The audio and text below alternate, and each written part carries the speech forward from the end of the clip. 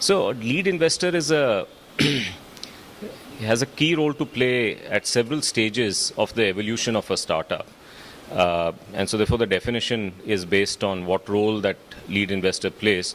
One is when the angel investing is about to happen.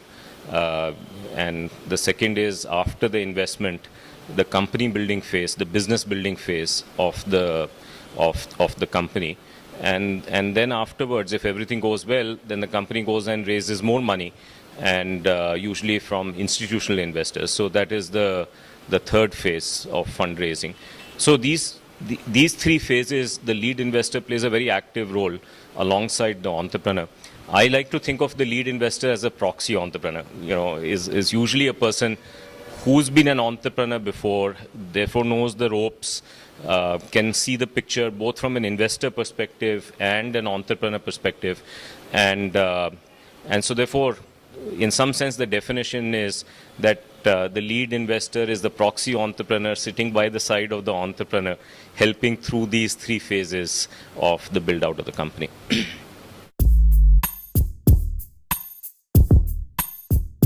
I've done quite a few. I think I've been a lead probably 17 or 18 times so far in the last 9 years that I have been investing.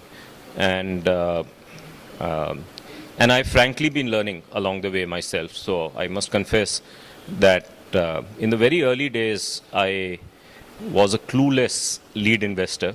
I can look back and see I made many mistakes. And then I realized that I didn't know enough about angel investing. So sometime in 2006-7 timeframe, I decided to become a student of angel investing. Rather than assume I knew how to do it, I said I'll keep a beginner's mind and I'll assume that I'm always learning. And therefore, as I look back, I can see my own mistakes over the years. So hopefully I've become a better lead investor over time.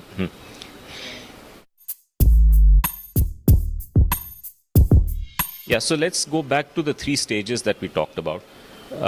See, in the early stage, very early stage, how do you evaluate a company that has come for investment? Very often there may be nothing in place other than idea, other than perhaps not even an idea, only a validated problem. One of the companies, for example, where I'm an investor in is called Peelworks. And I remember that investment was primarily based on only a validated problem. There was no team. There was only Sachin, the CEO, but the corresponding CTO was not there. And while we, through Sachin, understood what the problem was, we had a very hazy notion at that time of what the solution will be. So this is an extreme example, but very often you get to invest in early stage in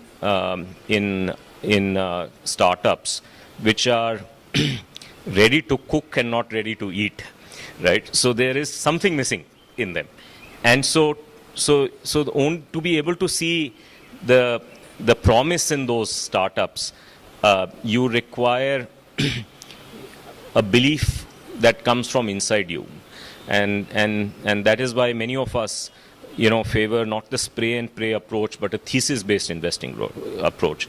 So you have a prior thesis, before even the company came. For example, one thesis which is easy to understand, and by the way, I haven't invested in any company around this thesis yet, is that passwords will die, right? Now, it's a very easy to understand thesis, right? So if some company comes and says, this is my solution for passwords to die, and this is why I think the passwords will die, you can save them a lot of time and say, hey, don't waste your time telling me passwords will die. I also believe that passwords will die. Let's only talk about, what will take its place, right? So that makes the conversation a lot easier with a startup. So if you are such a thesis-based investor, then the fact that you've decided to put your own money in acts as a signaling function for lots of other investors who may not have the same interest in that area. Right? So obviously, if I believe passwords are dead, I have some idea as to what's going to replace it. I study that, I know what other startups are there. But there may be lots of other very good investors, right, who may not have this as their area of interest. But if they know me and they have some respect for my track record, then it becomes easy for them to invest, because they say, okay, here is a lead investor that we trust, who believes strongly in this. So the combination of the story that the entrepreneur is telling and the prior belief of the investor makes it very easy to build a syndicate to raise an amount for the early stage startup. So that is the role that you end up playing in the first stage, which is to be the catalyst for the syndicate to come together. I've heard Manish of Let's Venture describe it as the crystals have to form before you put it in the solution and a big crystal grows. I think that's a very apt metaphor, very good description of what happens at the first stage. At the second stage, once the investment is in, now, the company is working very hard. The biggest challenge or a role or a contribution that a lead investor ends up making is about being able to keep two perspectives in mind at the same time. See, obviously the company has to be very tactical. It has to focus on what happens today, tomorrow, this month, this quarter, right? For it to be able to build momentum. But it's equally important to always be thinking about what's going to happen 3 to 5 years later. How is the market evolving? Who are the other players coming in? What are we learning that shapes the thinking about a slightly longer range view of the market? And in fact, the best companies are those who aspire to be category leaders. And if they aspire to be category leaders, they just don't have to watch. They have to go back and tell the market, what they believe will happen in the marketplace in the future. They have to express thought leadership. Now, doing both of those things, thinking 3 to 5 years and thinking, 3 weeks to 3 quarters, holding both these time perspectives together is very, very hard in a startup. And I find that one of the roles of a lead investor is to help the company hold both those perspectives. Now, they're not always outbound. They can also be inbound. Very often, for example, when it comes to building culture, right? You don't worry about culture for today, tomorrow, day after. You worry about culture as to what's going to happen 3 to 5 years ahead. And it's important to do. And to help the company, therefore, start setting the right culture becomes an important element as well. So that's the second stage. In terms of how to help the company in the build-out stage. And obviously, if that goes well, then it needs to raise more capital. Now, for the first time, institutional investors will come in. And so these are VCs that will invest. And they have a peculiar way of looking at their investments, right? They're very different from the way the customers look at the business. There's also very different from the way angel investors look at the business. And so therefore the role of lead is to help that fundraising effort. And in India, that is particularly important because there are very few Series A deals that happen. There are only roughly about 40 Series A deals that happen every year. And that number, unfortunately, is not growing dramatically. So how do you prepare the company to get one of those 40 slots in that year? And that responsibility and that role the lead investor should carry because he or she has been through that process before.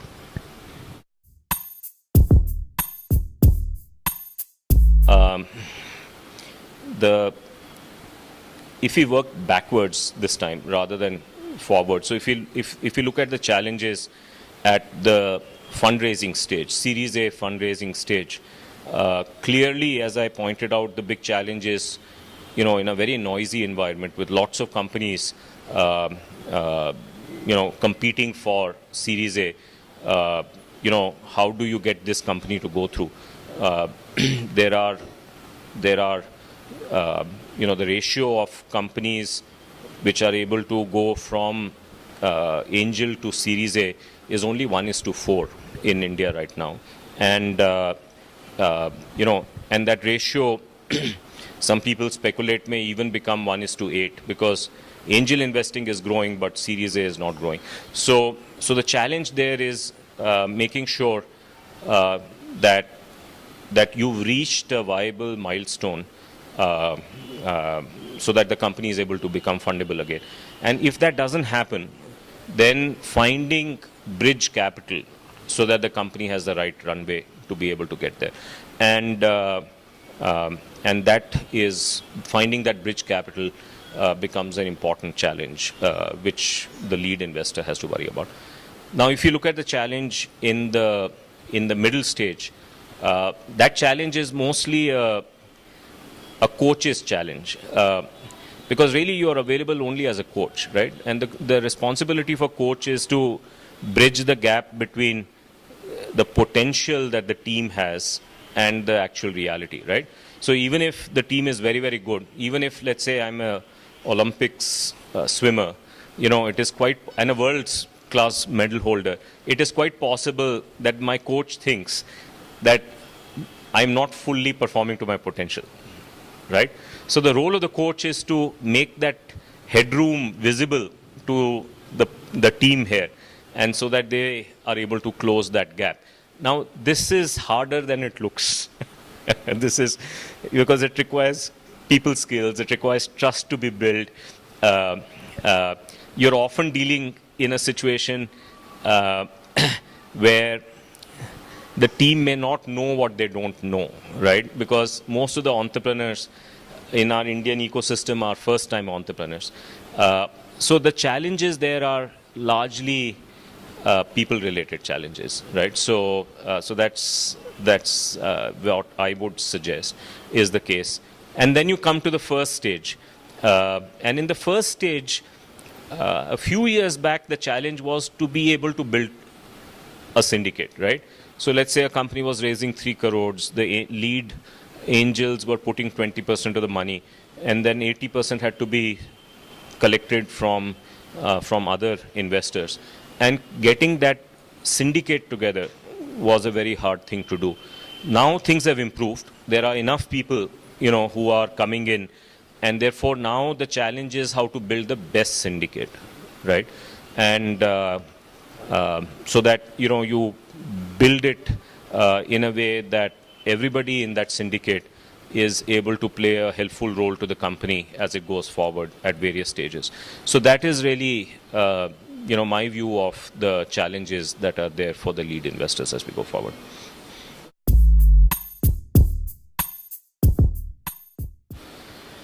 So Let's Venture has, I think, carved out a fairly good plan to help out in the first stage and the third stage, particularly, and to some extent even in the second stage. So in the first stage, of course, the focus is to help build the syndicate, and there's a fair amount of thought I know that has gone into figuring out, what are the ground rules for building that syndicate. If a syndicate is oversubscribed, how will that be handled? How the entrepreneur along with the lead, can pick and choose the right people for the syndicate, and so on and so forth, right? So I think there is a lot of help available, because after the syndicate is built, then there's a lot of paperwork involved. And I think what Let's Venture ends up doing is to take the headache of that paperwork more or less off the hands of the lead investor. So that's the help that Let's Venture is doing in the phase one.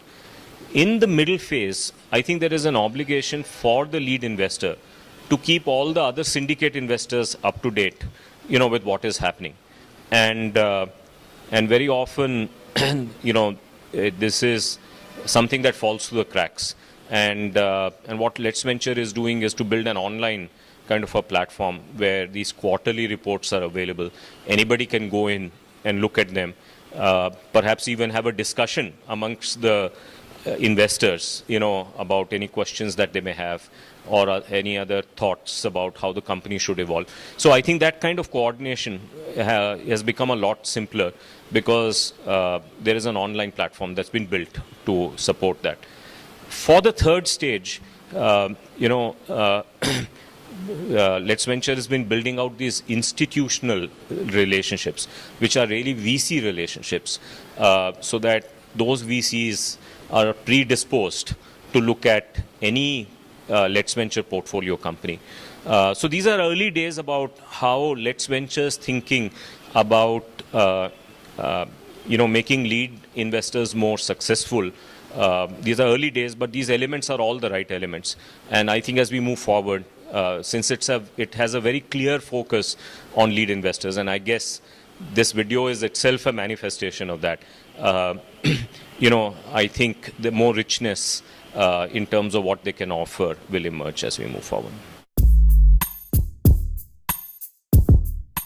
My closing comments to fellow investors is that it's a very rewarding experience, not necessarily from a financial perspective, because you are incented the same way any other investor is, but certainly from the perspective of learning a lot about the new businesses that you've invested in, about helping the people be their best, about building out successful companies. So there is a psychic reward in being a lead investor, and I would strongly encourage my fellow angel investors to consider this seriously, and over time, like myself, become a student of lead investing and become very active lead investors as well.